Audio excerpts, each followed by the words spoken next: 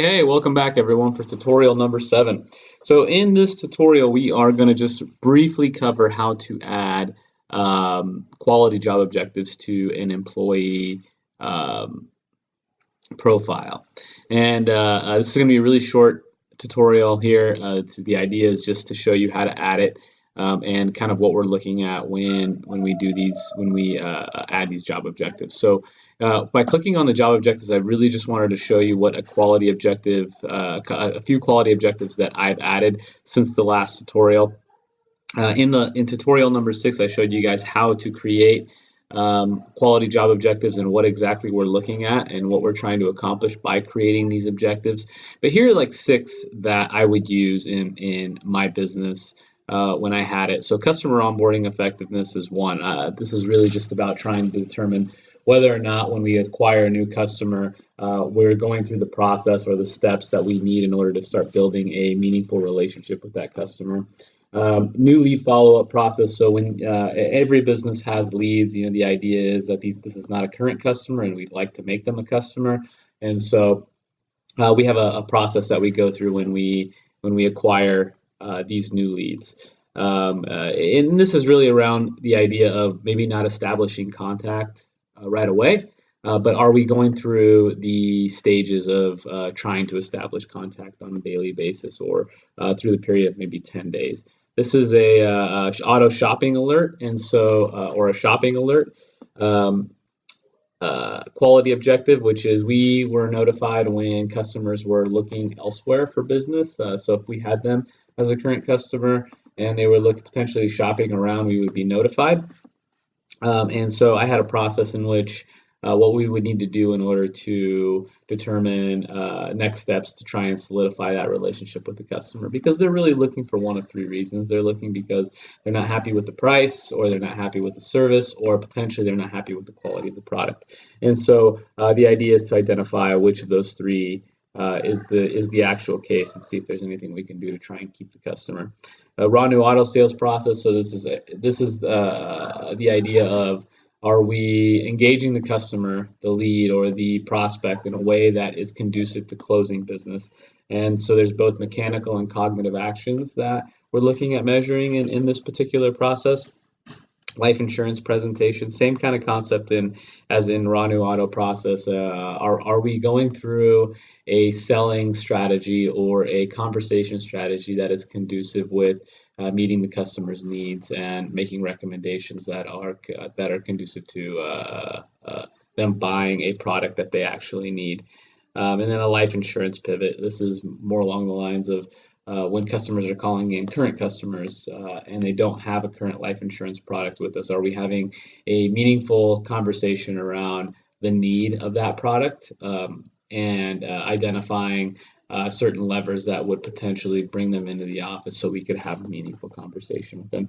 And so these are not production objectives, obviously. We're not looking at obtaining a sale from these. These aren't an activity objective either, because it's not a mechanical action. What's going on here is we're looking at measuring the quality of the conversation or the quality of the process, one or the other.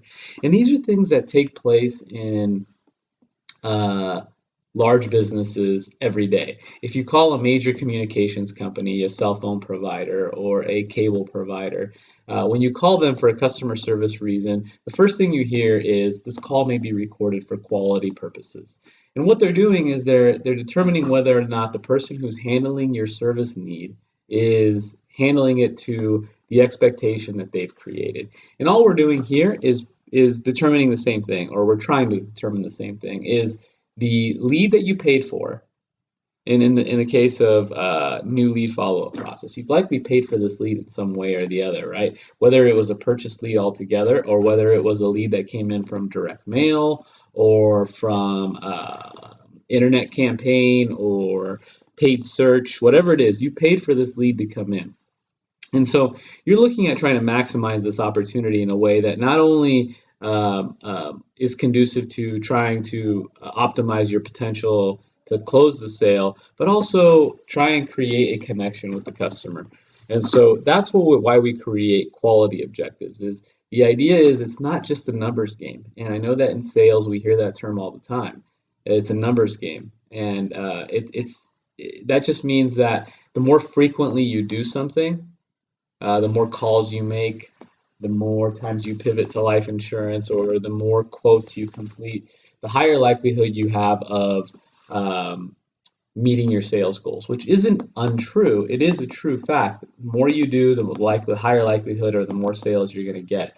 But we also believe that the better you do something, the more likelihood you have of closing each sale. So the concept here, the logic here is that you won't need to adopt the numbers game philosophy if you are really good or your team is really good at executing against the processes that you've created. And so the audits or the quality objectives allow you to measure these quality pieces, these processes that you've put in place. And so what we're going to do right now is we're going to just assign some of these to team members. So we're going to start with Claudia here, and we're going to just assign a few of these. And again, right now, all we've done so far through this setup process is assign production job objectives or activity job objectives. And what we're going to do now is assign a couple of quality job objectives. And you can see that there are none assigned here at the bottom. So for now, we're going to, she's not, as a sales rep, Claudia is not responsible for customer onboarding effectiveness. This is something my service representative is in charge of. But she is responsible for the new lead follow-up process. So we're going to go ahead and assign that to her. And what you're seeing here is the percentage piece. Now, it's always going to default to percentage when you create these job objectives for quality.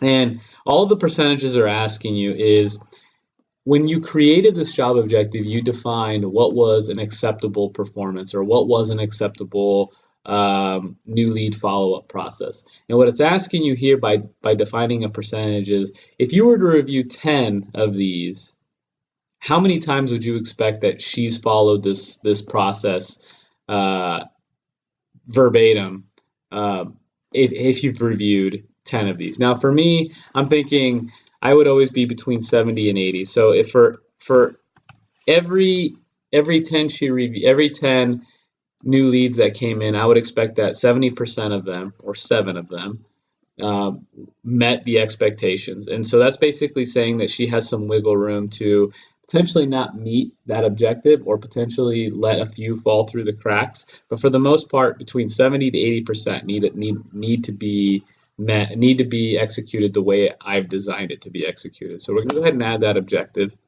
And now you can see that it's added here at the bottom. So new lead follow-up process. We're going to add one more. And we're going to do life insurance presentation. Same thing here. I'm going to say that, and I've already went in and I've defined what a good life insurance presentation is when I created this objective.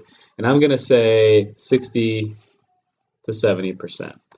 And the reason it's not 100% is simply because sometimes the customers don't give you the opportunity to perform at 100%.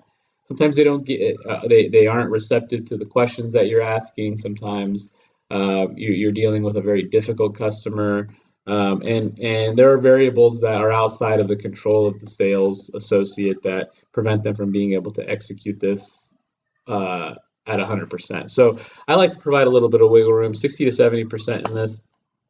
And now that objective is also listed here below. You can add, and I'm just going to jump into another employee who has different set of objectives. I'll jump into Laura here, who again doesn't have any quality objectives, but I want to go ahead and assign her at least one here, which is going to be customer onboarding. She is my customer onboarding specialist, being that she's a service-based employee. Customer onboarding, I feel, should be between 80 and 90%, being that it doesn't actually require a whole lot of customer engagement. It's really just about whether or not the customer was approached about certain aspects. And we're going to get into this in one of the other tutorials, but I really just wanted to cover as to how to assign job objectives or assign quality job objectives in this tutorial. So that pretty much covers it in terms of how to assign them.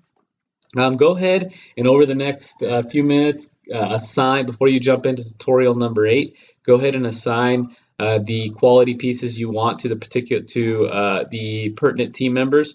So anything that's sales oriented, you're going to want to assign to your sales team members. Anything that's marketing oriented, assign to your marketing specialist or your marketing people, or customer service oriented, you're going to want to assign to your customer service reps. And I know a lot of you have generalists, which just means that they kind of do everything. And so you're going to have to decide what they're going to be responsible for.